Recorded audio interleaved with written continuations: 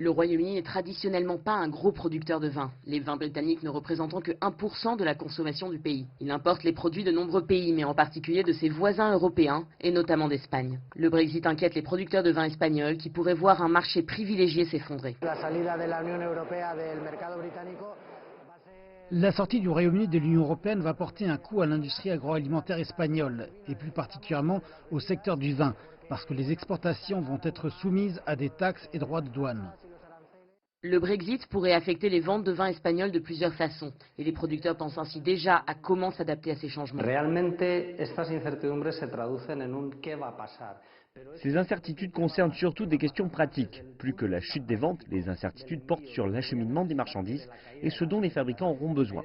Nous avons toujours dit qu'avec un marché comme le Royaume-Uni, fin connaisseur de vin espagnol, une chute des ventes pourrait avoir différentes causes. Une récession économique à la suite du Brexit par exemple, ou si la livre perd de sa valeur et que nos vins deviennent donc plus chers.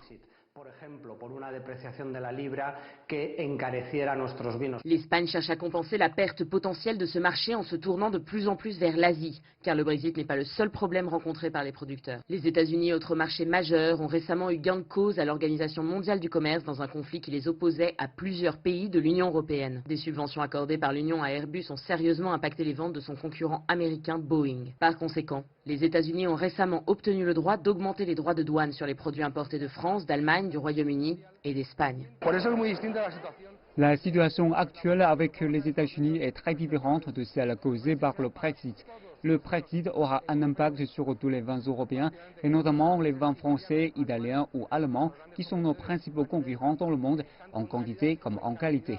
En revanche, les États-Unis ne vont imposer ces droits de douane qu'aux pays ayant participé au projet Airbus, car c'est en représailles pour l'aide économique apportée par l'Union européenne. Cela ne va donc pas affecter certains pays concurrents tels que le Portugal, l'Italie, la Grèce ou l'Autriche, les pays qui n'étaient pas impliqués dans le projet Airbus. Le Royaume-Uni est un marché privilégié pour les producteurs de vins espagnols, mais cela pourrait bien changer après le Brexit. L'Espagne fait également face, tout comme les autres pays européens, à une hausse des droits de douane d'un importateur majeur, les États-Unis. Les producteurs doivent donc agrandir le spectre de leurs exportations et se tournent vers l'Asie, et notamment la Chine. En 2018, par exemple, l'Espagne a exporté 90 millions de litres de vin vers la Chine, pour une valeur de 325 millions d'euros. Un marché plutôt prometteur, mais qui pourrait bientôt se positionner comme concurrent, avec la renaissance que connaît actuellement sa propre production de vin et spiritueux. Floriane Virgile, Londres, CGTN.